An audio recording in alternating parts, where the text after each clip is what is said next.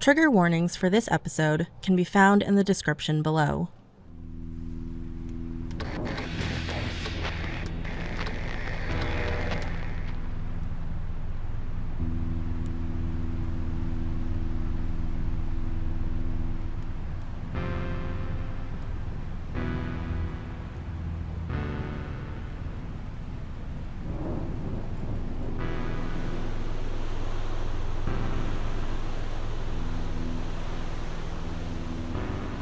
Leftovers at the End of the World, Episode 2, Bathing with the Gods.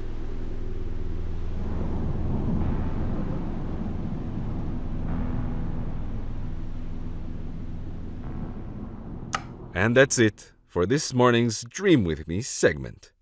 If you've got a crazy dream, premonition, or bout of spewing madness, write a letter and submit your stories to the station. The forecast for today looks like it's going to be mostly clear skies with a hint of light acid rain. Nothing that warrants any real protection, but as usual, I'll be keeping an eye to the sky.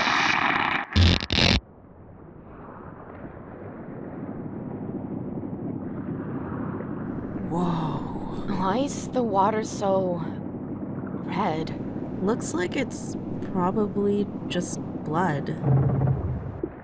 Why'd you stop? A knock?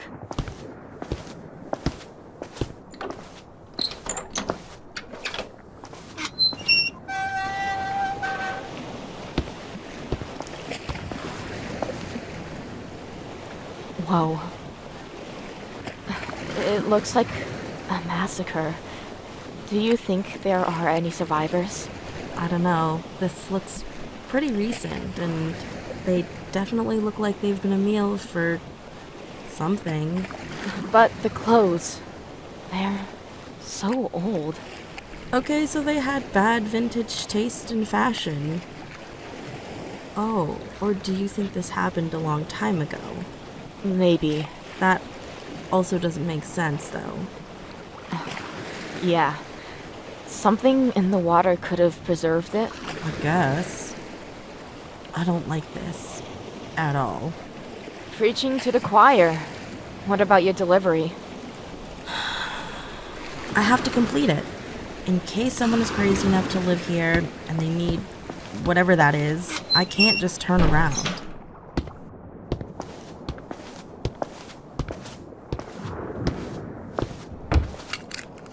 Here, my spare harpoon gun. Nice mods. Did you do these yourself? Yeah, it's heavier, but it makes it easier to handle. Plus, I'm less likely to lose it in case there's a storm or I'm stuck somewhere. Can I trade you to mod mine? You know, maybe if you fill the trade you've got first, then we'll see. Fair enough. Go, outside. Watch from behind. Oh, wait. My walkie, use it if you need to. Copy that. Go. Fine.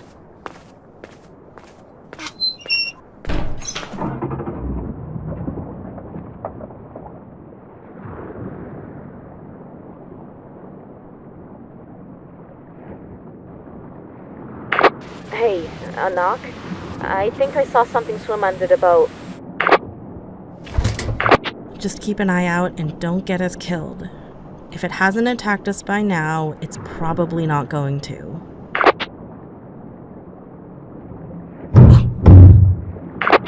Hunter, what was that? I don't see anything. Great. I can see the port, so whatever it was that... Screw this. Hold on. What? Whoa! Hey! Slow down, you're gonna... never mind!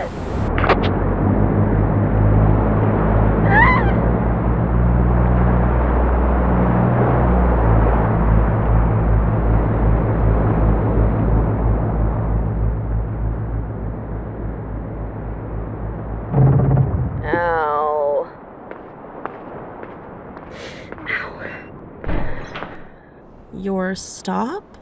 Right. My stop. Why aren't you off my boat yet? Because there's nobody around. Fine. You owe me triple if you're staying here. I have a delivery to make. You're leaving me on my own? Yes. Give me the harpoon gun. Can you keep the line open? No. Come on, just so I know you're alive. Fine. If you die, do I get the Baha'i? No, you do not.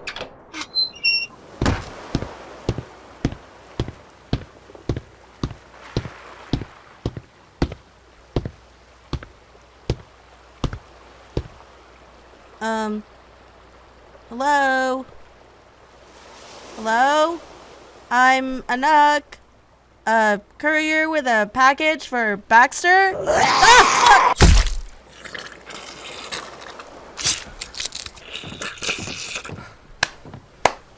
Well done. Who are you? My name is Baxter. I believe that package is mine, and I would appreciate you lowering that weapon of yours. Oh, right. Here's your delivery. Is anyone else there? Just Baxter. You're asking if I'm all alone? Oh, I'm not. She is. I'm not alone, but I am referring to my friends in the deep. But if you mean are there any others like me, the answer is not anymore. So, it is just you. I don't mean to be rude, but it doesn't seem safe to be alone. These are my friends. The friend who just got skewered in the head? A misunderstanding, that's all. That's a pretty scary misunderstanding. Sometimes it is. Look, I'm sorry if I'm overstepping my bounds here, but wouldn't you prefer to live somewhere where you're not by yourself? I mean, you're not exactly young. I don't want to leave my home behind. I know that, but don't you miss being around other people? I mean, your town used to be a semi-decent trade hub, and now it's just you. I won't abandon my home. Hunter, stop. If Baxter doesn't want to leave, you can't force him to. Anak, don't! Did you just mute me? Why aren't you? He'll die out there. What are you two even talking about? You've already condemned him to die. I can't watch this. One of my absolute favorites. Did you know that this song was composed 12 years before Tombstone went under? It's amazing to think about how this record was able to survive the depth creatures before making the journey all the way to my humble little station. Up next is Ethereal Summer Sunshine by KY By.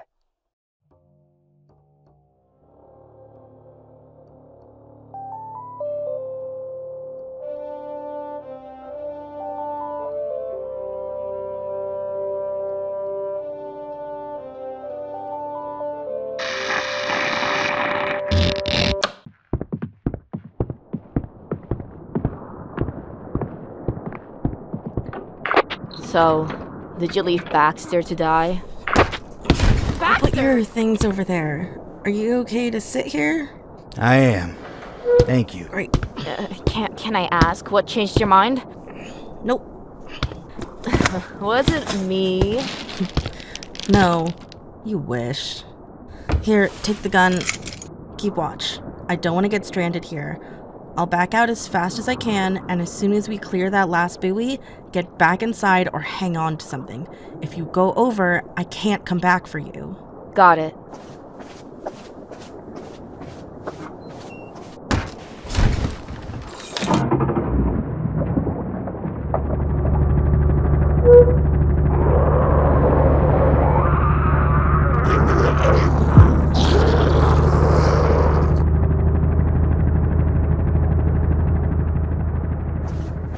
Oh, good. She made it. I I can't believe I'm actually leaving. I've spent my whole life there, and now it's just a blip in the distance. I'm sorry. That must be really hard for you. I suppose it was time. It didn't used to be like that, you know. Oh, no, that's okay. You don't have to tell us. What was it like? Believe it or not, Oh, the town used to be good. Good people. Good families. Good community. All my neighbors were friendly people. Someone was always smiling at you. That sounds nice. When the old gods were around, it was. It was? Yes, it was. I know there were a lot of people who didn't think that. But they never saw what we did. What I lived. You know what the old gods looked like? And you didn't go mad? Some did. I didn't. I have a good, hearty mind, you see. Nothing fragile. Same with this town. We all grew up with the old gods. Mostly. I was 13 when they just up and abandoned us.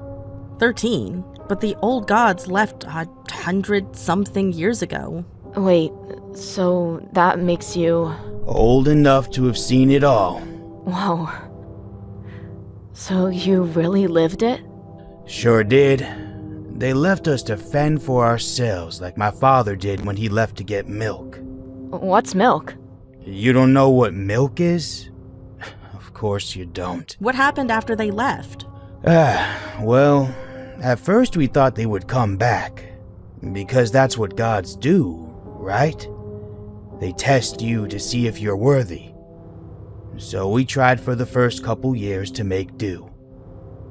But everything changed. And people don't like change. They were neglecting the life we'd built because they were so used to how things were. What do you mean? Well, they focused all their attention and efforts to praying to the old gods, begging them to come back. I remember when they began to get desperate.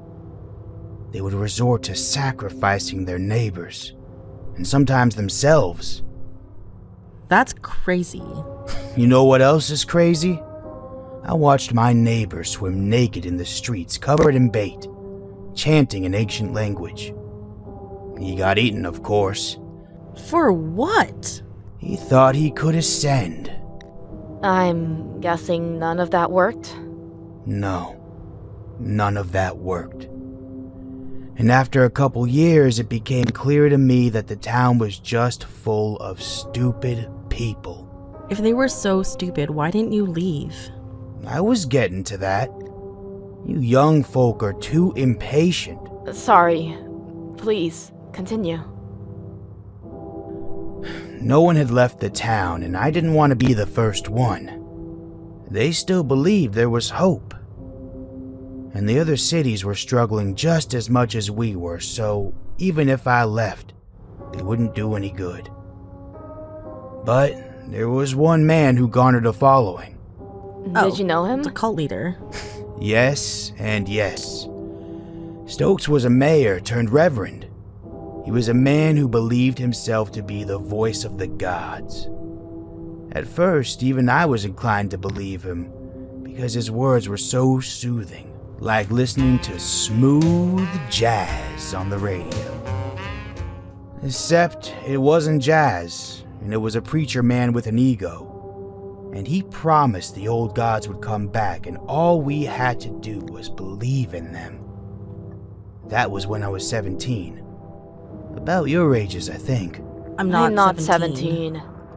Well, you know my eyesight isn't too good, and there hasn't been an eye doctor around for a long time. So I've just been making do with what I got. Did you know that if you cut a piece of glass... Wait, I want to hear more about this, Reverend. Right, so 17. There was a new normal now. They said that phrase a lot after the old gods left. I was working a stall at the port, trading for any junk items that might be useful. I can't say I was talented or interested in anything. so being a junker was the best I could do to keep from starving. Never thought I'd say it, but I missed going to school. What did he learn back then? Maybe wasn't the for same learning. stuff. It was a lack of care in everything else. I had friends and food, and I wasn't struggling to survive. But I didn't need friends. Wait, what do you mean? Everyone needs friends. They'd all moved on with their lives and weren't interested in hanging around me. Especially after they realized I wasn't as excited about bringing the old gods back as they were. For me, these were the beings that ruined my life.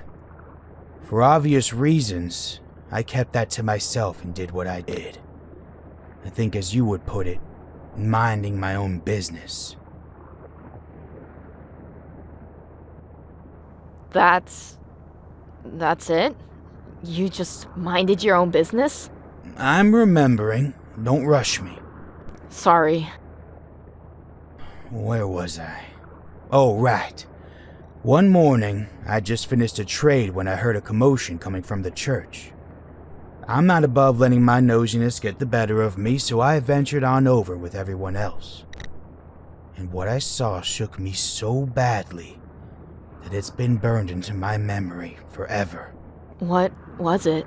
It was Reverend Stokes, but he was changed. His skin was glowing a pale blue, and his skin looked like he was permanently oily. People were demanding to know what happened, and in that way that preachers do when they silence people with their hands, he said something that I thought was crazy. What did he say? Reverend Stokes, what did he say? About? Oh, right. He said that he went to the spot where the old god first appeared to us and pleaded for them to give him a sign. There were murmurs amongst the growing crowd, and I was almost compelled to roll my eyes. I didn't, because that was rude and his skin was glowing. I could at least hear him out and roll my eyes later. Then he dropped this bomb. I don't get it. What's so funny? He told us the old gods told him to drink the water. And he did. Then he dropped all his clothes. All of them. And you know what I saw? His... Gills. There were gills where his ribs should be, and they moved while he breathed. He started crying and told us that he'd been blessed with the powers of the old gods, and that he would help us to ascend to a higher plane of existence. Shit. Those words sealed the deal for me. It did? You think that now, but back then, no one had gills. So seeing that, I wasn't a doubter anymore. I found myself falling to my knees like a true follower. Even crazier was that I was even wailing words of praise and worship. Oh, wow. So you went from skeptic to believer just like that? How could I not be? Reverend Stokes walked among us with his arms outstretched, so we could see his transformation. I remember as he walked by me, I could see a trail of slick he was leaving behind with each step. I was so moved that all sense was knocked out of me. Can't say I'm too proud of what I did next, but I leaned forward and pressed my tongue to the ground where he walked. Ew. I could taste the saltiness of the ocean, and at the time I acted like I was drinking holy water. Sand and gravel stuck to my tongue, and I remembered sucking on it like it was the only thing I'd ever need to sustain me. I thought I was transcending time and space or something. And I'm glad I wasn't the only one, because it didn't take long for other people to start doing it too. Some were even worse than me because they asked for more. Did it, do anything for you? Oh, yes, my girl, it did. Life was really different after that. In the few weeks, I noticed that we all started to change. Some got gills or different eyes, but I got something different. My eyes changed. Not physically. I can see you trying to take a peek. I mean in the powers sense. Whoa, really? What kind of powers? I could see beyond the depths and what lay beneath. Beyond the depths? You mean you can see underwater? A regular wordsmith, aren't you? But yes, I could see the depth creatures with their twisting bodies, sharp teeth, and webbed limbs. I wasn't unique about that power. There were others who did. And well, they did not have the same reaction I did. How else would someone react? Oh wait, I guess seeing depth creatures for the first time would be pretty scary. That's not the reaction. It's not? They took their gift to a whole nother level of devotion, I guess. They cried and flung themselves into the ocean, hoping that the depth creatures would call them family, or accept them as one of their own or something. They got eaten, of course. Of course. Reverend Stokes also continued to change since he would travel every day to the spot where he drank the waters. The more he drank, the more his body changed. The gills expanded to his neck and his skin continued to secrete a thin film of mucus. He even had his own little groupie that he'd let lick his skin. You had to be really special for that. And I wasn't. Did you ever get to drink the water? Like I said, I wasn't special. So, no? Let me continue. Sorry. He would carry some back in this little flask for people to drink. But only those he believed were worthy and showed their devotion. Every day we'd line up like cattle. I'm guessing you don't know what that is either. Like birds on a branch. I'm ashamed to say, I would grovel at his feet, begging for a sip. I watched as others were chosen and I was overlooked.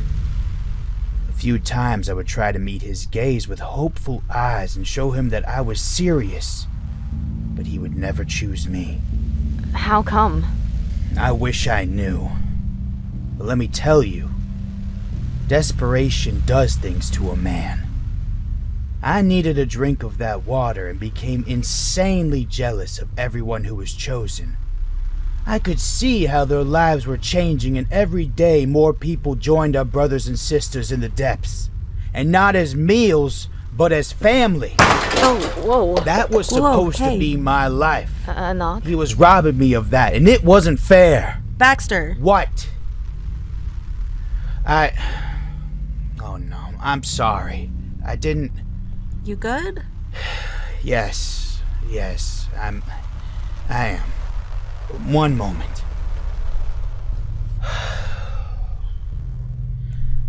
I'm sorry. I didn't mean to scare you. Apology accepted. Sometimes, when I think about it, I get worked up again. I don't even know why. Anyway, where was I? Population. Soon our town dropped to a little less than 1,000 people. The Reverend was choosing everyone except for me. No matter how devoted I showed myself to be, I was always brushed aside in favor of someone else. And like I said, desperation does things to a man. So I formed a plan to drink from the same waters. One night, I followed Reverend Stokes when he made his nightly journey to that place. At night? Back then, it wasn't as dangerous. You could even go out past midnight, and it was still safe. Mostly. So, what happened? I don't know. I'm not an expert on depth creature behaviors. Although there was a scientist I knew. She met with the Reverend. Oh. Well, it was hard to see, but I was able to follow because his skin glowed. We sailed into the White Tank Mountains where he stopped in a small clearing. He left his boat, and from there, I had to follow on foot until we reached a small pond. The pond had the same glow as Reverend Stokes, and I watched him peel his skin off. And I mean take it off like a wetsuit, and it didn't even look like it hurt. He did it so naturally too, like there was a zipper down his chest. And his underflesh. I expected it to be red, but it wasn't. It was a strange pale pink color, and his veins were black. Like an amphibian? Yes, he was truly blessed by the deep ones. I watched him walk straight into the water and Be relax nice. in it like I he was am taking nice. the world's best bath. The water looked like it was enjoying itself too, because it started humming and the glow got stronger. Small creatures began to swim around him, forming a strange sort of halo. I needed to get a better look, so I crept forward.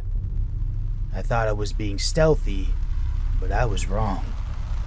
He spotted me immediately. And of all the horrors I've seen in my day, that feeling is still the worst. You know, you can watch countless people die and even participate in causing death, but nothing compares to the feeling of getting in trouble. It was like being called into the principal's office, except it was the Reverend. He was acting so calm. I hate that. I would have rather had him yell at me. But I was still just a stupid teenager, so I fessed up and revealed myself.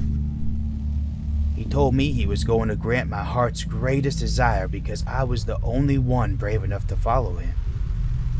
Damn my ego, because I ate that up. So when he invited me to join him in the waters, I didn't even hesitate. I yanked my clothes off since I didn't know how to peel my skin and dunked my foot in. Oof. Your leg. It burned. Even though it looks like it, it wasn't hot like it was boiling. It felt like it was eating me alive. I wasn't going to let it burn me, so I jumped backwards. I thought the waters would soothe me and feel like the way my mother's hug felt. Reverend Stokes wasn't even fazed by my reaction. He just got up and reached his arms out to me like he was the one who was going to give me a hug. He told me, and I'll never forget his words. He said, "You will not burn." Can you believe that? You will not burn.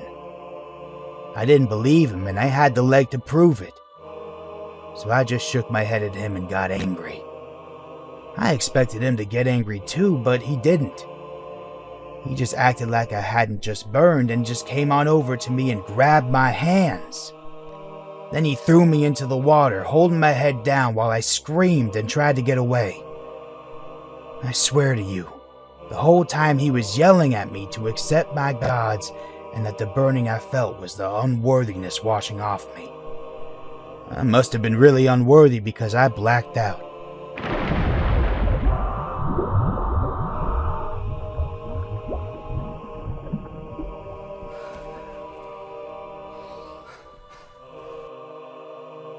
Did you think I died or something?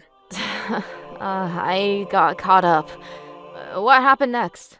Well, when I woke up, I was alone, and the pond was all dried up. The sun was giving me one heck of a tan, and there was a gash in my leg that was still bleeding. Not enough that it was going to kill me, but enough that getting home was going to be awful. But my skin, it stung like no other pain I'd ever felt. I was changed, and Reverend Stokes was nowhere to be seen. He was gone? And he just left you there? Where did he go? There you go again with that impatience. I'm getting there. Sorry. I don't know how I managed it, but I dragged myself back to my boat and got home. Turns out I wasn't welcome. I was shunned and I had some idea why, but I played dumb until someone told me what happened. Reverend Stokes returned and told everyone that I followed and attacked them. Because of that, I'd apparently pissed off the old gods. He said that he and the others must ascend, and those who haven't drank from the water would be abandoned. He took everyone? Where? Into the depths. There were only 300 left. What happened to everyone else? Some thought they could force their ascension, and they jumped into the ocean. Oh. And you've been there ever since? I have. Why though? Why didn't you ever leave? I felt responsible. If I had just waited my turn, then I wouldn't have robbed the town of their chance to ascend. If I had left, I would have been running from the blame, and that's a guilt I cannot handle. Do you really believe that? In the ascension? 50 years ago, maybe I did. But they believed. And who was I to correct them? I was already someone to blame, and in a way, I'm okay with that. Your initial transformation, when you, can you still see them? I can. I think it's how I've been able to live on my own for so long. What are you going to do when we arrive? Anak had a nice suggestion for me.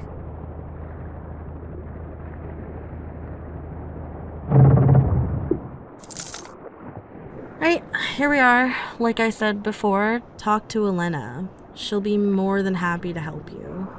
I will. Thank you. Let me help you. I can carry your things and take you to Elena. Thank you. Thank you. Yeah, you're welcome. Hunter, you still owe me. For what? Lugging you along. Alright, fine. I'll leave my trade with Elena or Marisol, plus my favor. Whenever you need me, you got me. Don't wink, that's weird. Aw. Bye, Hunter. See you later.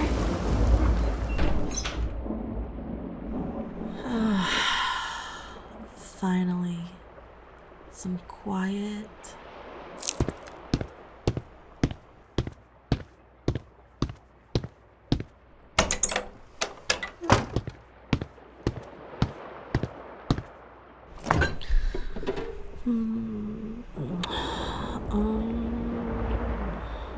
Okay.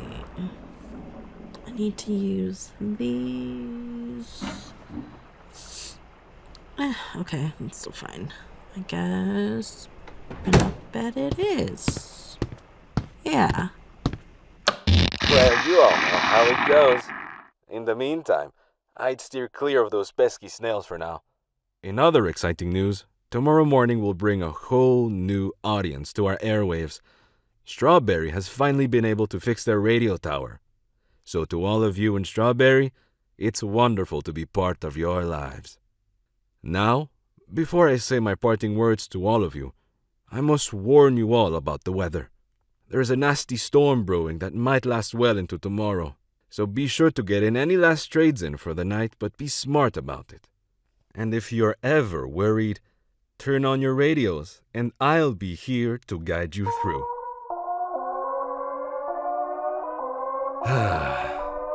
The sun is setting, so you all know what that means. Stay inside, stay asleep, and stay safe. You'll hear me again bright and early tomorrow morning. Our last song for the night is Prickly Pear Madness by the Old Town Choir. Buenas noches, cuídense. Episode 2 featured Sean Cole as Baxter, Abigail Kim as Hunter, Kennedi Rianne as Anak, and Manu A as El Saguaro. This episode was written and produced by Kennedi Rianne. All licensing information can be found on the website at LeftoversAtTheEndOfTheWorld.com. Thanks for listening. Marami pong salamat sa inyong pagtangkilik.